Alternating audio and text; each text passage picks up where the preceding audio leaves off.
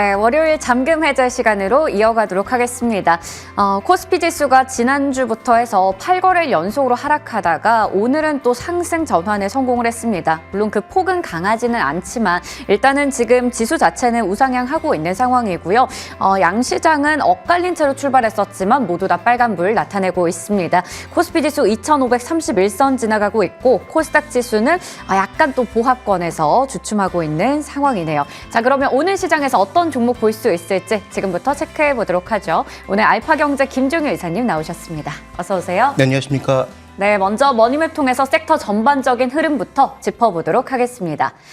오늘 삼성전자, SK하이닉스, 삼성전기, LG전자 등등 반도체 관련주도 괜찮은 흐름 좀 보여주고 있고요. 오늘도 온디바이스 AI나 CXL 이런 쪽도 같이 움직이고 있습니다. 그리고 오늘 반도체와 함께 좀 움직이는 쪽, 더 강한 쪽은 바로 자동차 쪽이 될 텐데요. 현대차와 기아가 나란히 1, 2% 올라가고 있고 자동차 부품주 그리고 타이어 관련주도 일부 강한 흐름 나타내고 있습니다. 2차 전지 쪽은 SK이노베이션 제외하고 좀 쉬어가는 흐름이고요. 오늘 금융이나 헬스케어도 나쁘지 않은 모습을 나타내고 있습니다. 자, 그럼 오늘 개장 특징주 하나씩 풀어볼 텐데 뭐니 해도 개장하자마자 주목을 받았던 건 바로 항공주가 되겠습니다. 거의 유럽연합에서 3년 넘게 끌어왔던 부분이죠. 이 아시아나와 대한항공의 합병 승인에 대한 기대감이 이제 나타나면서 오늘 LCC가 또 최대 수혜주로 거론되며 장 초반부터 튀어 올랐습니다. 지금은 물론 이제 오름폭 많이 줄어들긴 했지만 여기서 이제 메가 캐리어가 탄생할 것이다라는 기대감 나오고 있는데 항공주에 대한 전략 어떻게 좀 가져가면 좋을지 먼저 질문 드려볼게요.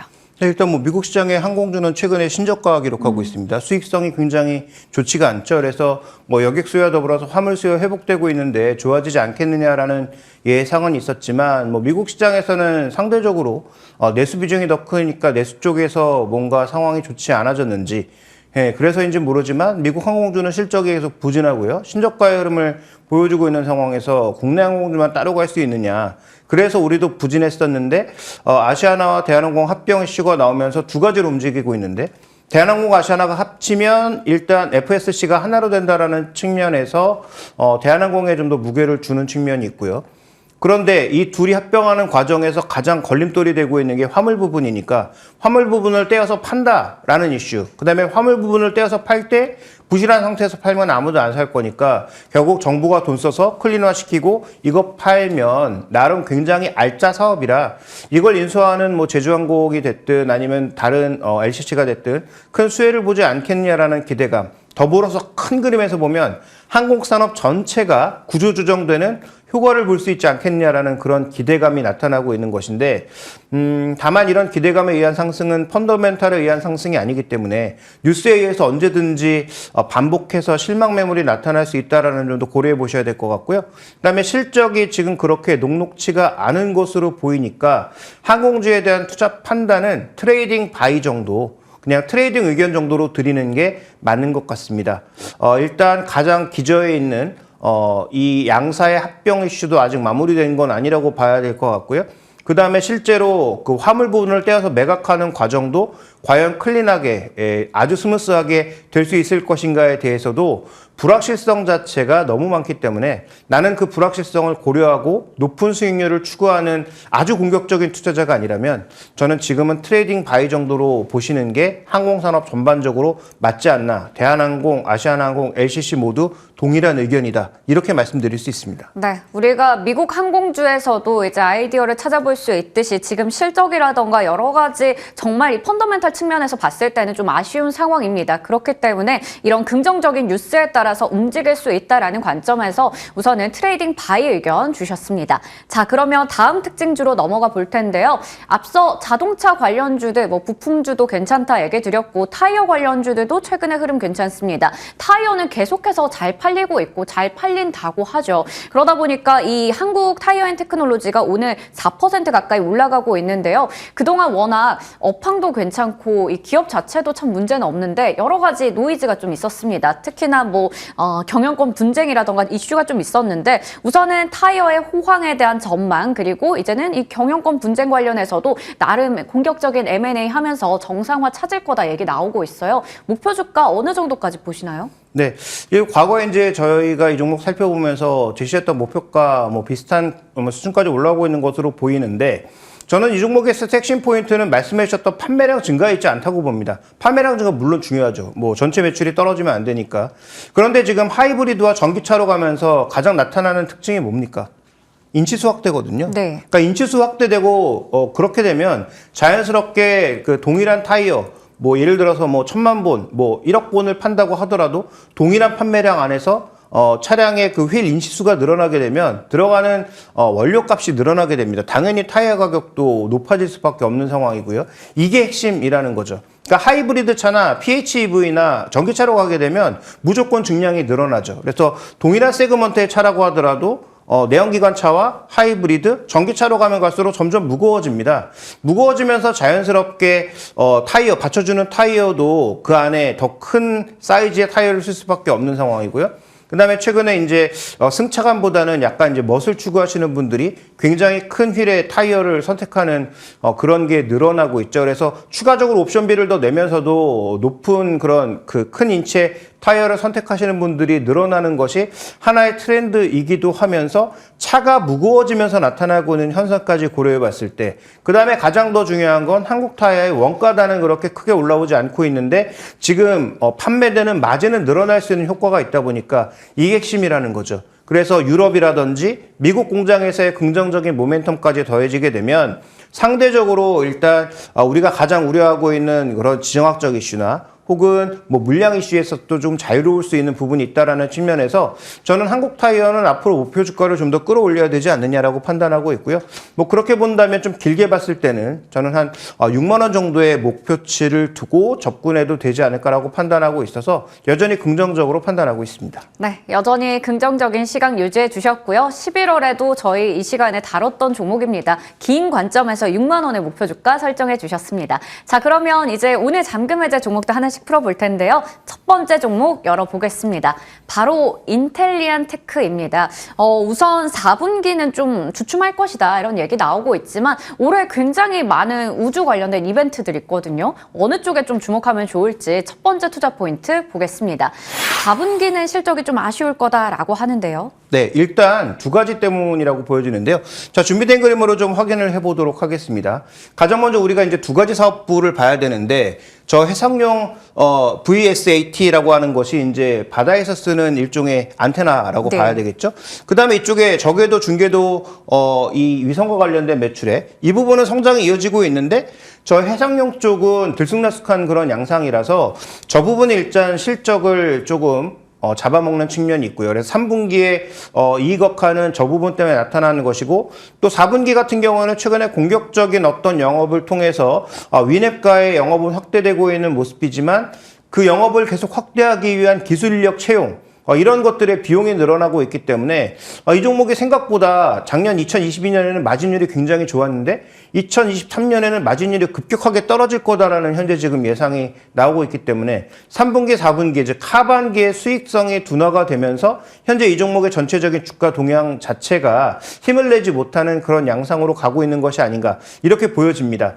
따라서 사업부별로 봤을 때 위성 매출액의 상승세는 꾸준하게 좀 이어질 것으로 보지만 저 해상 쪽의 전반적인 어떤 등락 과정 그 다음에 늘어나는 비용 이런 것들로 살펴보면 4분기에도 실적 발표 때까지는 뭔가 드라마틱한 반전을 보이기에는 최근에 이 우주항공 관련된 종목군들의 긍정적인 모멘텀에도 불구하고 조금은 둔화된 어떤 그런 양상을 예상해 볼 수밖에 없는 상황인 것 같습니다. 네, 4분기에 일단 실적이 좀 부진할 것으로 보이기 때문에 그 실적 발표 이전까지는 약간의 드라마틱한 주가의 변화를 보기는 어려울 것 같습니다. 하지만 이제 올해 기대가 되는 일정 많잖아요. 우주항공청의 설립에 대한 기대감부터 당장 우리가 지금 만나고 있고 그 외에도 여러 가지 각국에서 투자를 계속해서 늘리고 있는 상황입니다. 그럼 앞으로 좀 성장하지 않을까요? 네, 일단 뭐 기본적인 외형 성장 나타나고 있어서 제목에서 나타낸 것처럼 매출과 이익 중에 뭐가 더 중요하냐? 네. 성장하는 회사는 매출이 더 중요하긴 합니다.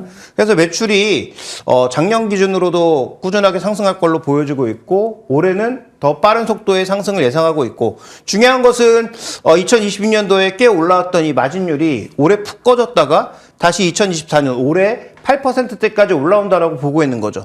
자, 그러면 4천억 매출 잡고 8%대 영업이익률을 계산해 봤을 때 영업이익이 한 300억 정도 들어온다라고 봐야 되는데 현재 시총이 7천억이 넘으니 그러면 300억 영업이익률에서 또 여러 가지 비용들 빼면 그거보다 낮은 이익을 기록할 수밖에 없는데 그러면 이 종목의 적정 밸류는 얼마인가에 대한 고민에 빠질 수밖에 없는 상황이거든요.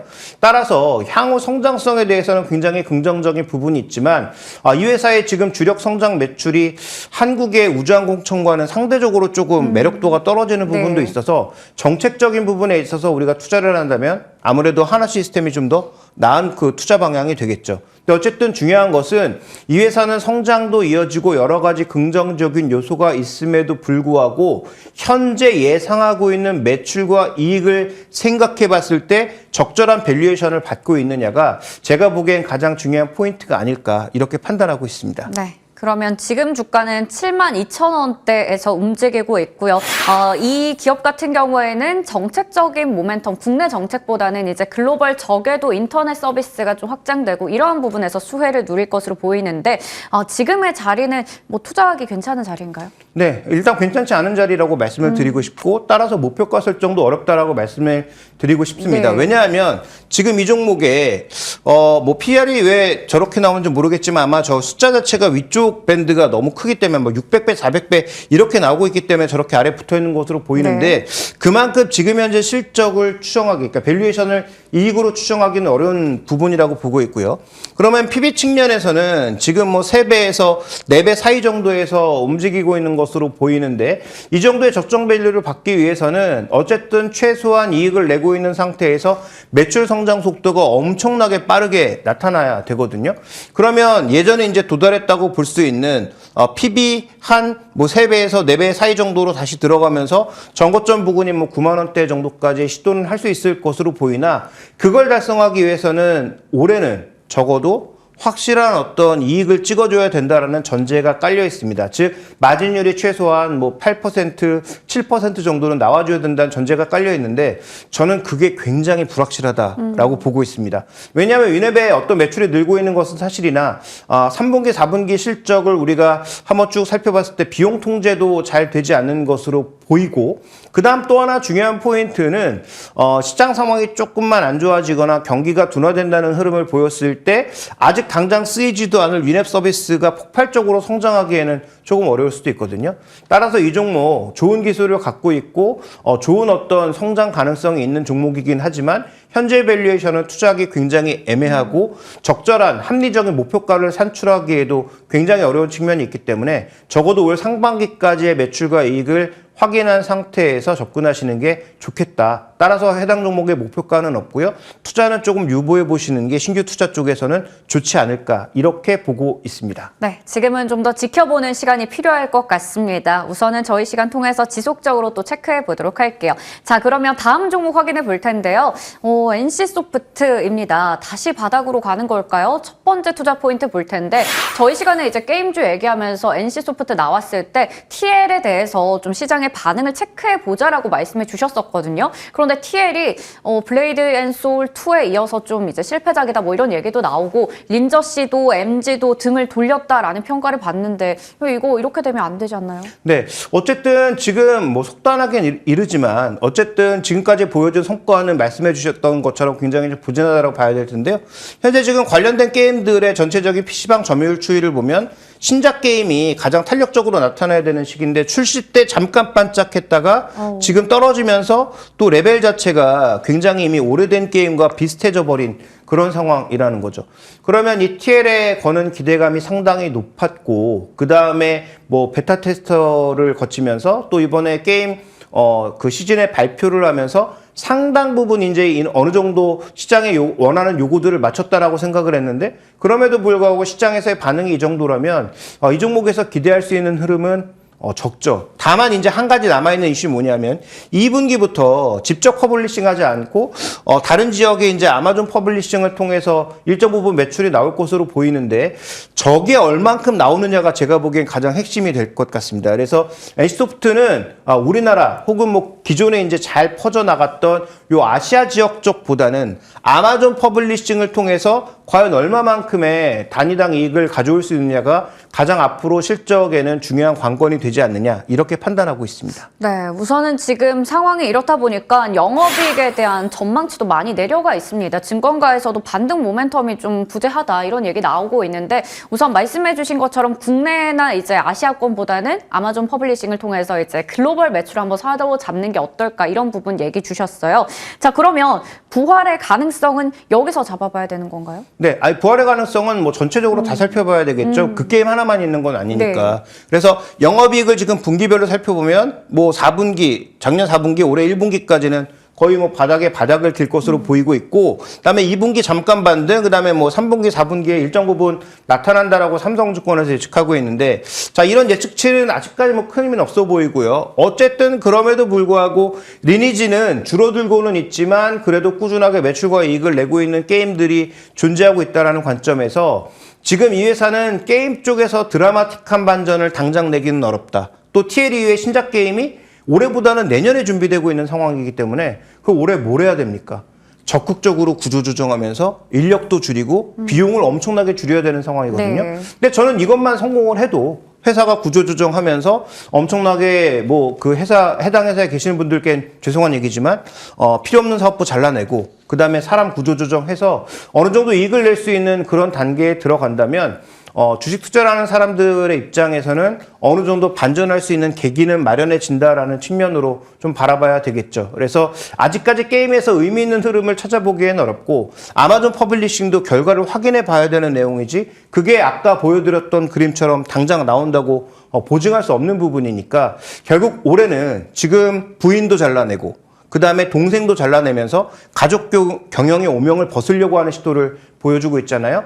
그런 여러 가지 그 시도 자체가 최소한 실적적인 측면에서 나타나야만 이 종목이 그래도 저점을 확인했다라고 하는 시그널을 줄 것 같고 그 다음에 TL이 실패했다면 내년도에 나온 그 신작들을 기반으로 해서 주가 반전이 나타나지 않을까 이렇게 기대하고 있습니다. 네, 주가가 계속해서 내려가면서 20만 원대 초까지 떨어져 있습니다. 지금 자리에서 그러면 어느 정도가 적정한가요? 네, 오늘 삼성증권에서는 20만 원을 제시했더라고요. 네. 근데 지금 보시면 이 종목에 지금 성장주가 아니라고 했을 때도 PB가 지금 한 배 수준으로 떨어져 있는 상황이잖아요.